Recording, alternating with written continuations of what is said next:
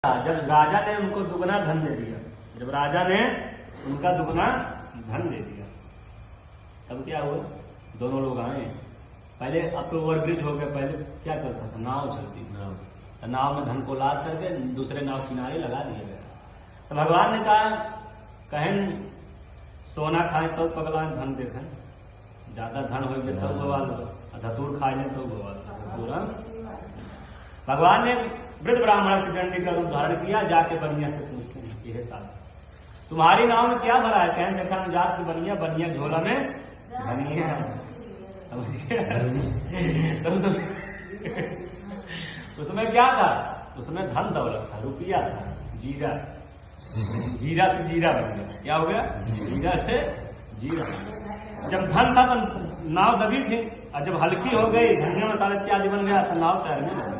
दामाद को शंका हुआ, दामाद जा करके पोटली को खोलता है, उसमें क्या देखता है? उसमें धन दौलत नहीं है, उसमें धन दौलत नहीं। जब अपने ससुर को बताते हैं, दोनों लोग मूर्छित होकर के पृथ्वी पर गिर पड़े। कुछ देर के बाद जब दामाद को होश अपने ससुर को जगाते हैं और कहते हैं वो भगवान थे। क्या थे? वो भगवान थे। ये चमड़ी कहाँ थे? किसका है? ये चर्म चक्षु, ये चमड़ी की आंख इतना तेज नहीं है, इतना प्रकाश नहीं है कि हम लोग भगवान को पहचान लोगे? नहीं।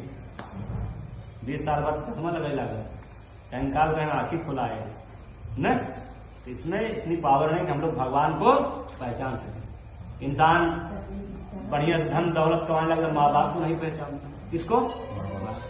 कौन है ना उनकी इज्जत करता है, उनको वैल्यू देता, कुछ नहीं करता। तो भगवान को क्या इंसान पहचानेगा?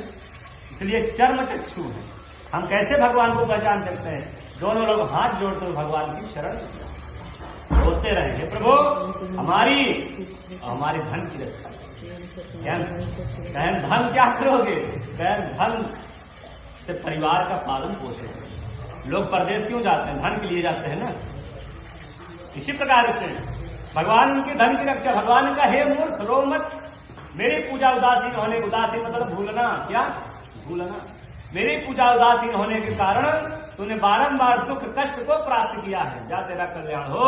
उसी समुद्र के किनारे दोनों दामाद ससुर दोनों लोग बैठ करके भगवान की विधिवत पूजा कथा को सुन करके अंतगत जब अपने नौका में चढ़े तो उनका जैसे पिछला धन था, कैसे पिछला धन था, वैसे फिर से उनका धन हो गया।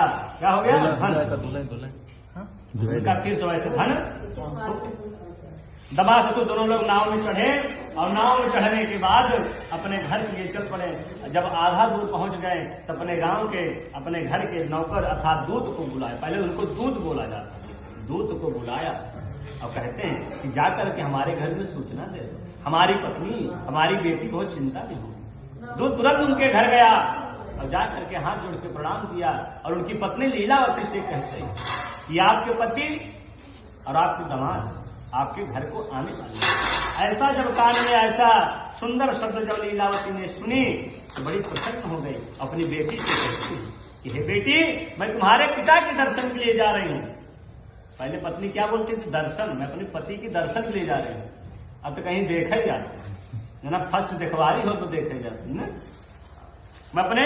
मैं तुम्हारे पिता के दर्शन के लिए जा रही हूँ, तुम भी शीघ्र आना। माता का ऐसा वचन सुन करके कन्या कलावती बड़ी प्रसन्न हुई क्योंकि उसके पति आने वाले थे और उन्होंने भगवान को प्रसाद को नहीं खाया। कौन? कन्या कलावती। पति के प्रेम में आतुर हो गया। आतुर मतलब छटपटाने लगे पति से मिलने के लिए। जैसे क्यों मन से 2-4 साल बाद आऊँ, साल 2 साल 6 महीने बाद आऊँ, तो हर इंसान के मन में प्रसन्नता आ जाती है ना, समझ ना। तो इसके बाद कन्या कलावती बड़ी प्रसन्न हो गई, अपने पति से मिलने के लिए चल पड़ी। इसके बाद जब पति से मिलने के लिए भगवान को प्रसाद को नहीं खाया। प्रसाद मतलब जानते हो? ये जैसे क्या है? मिठाई, बर्फी है।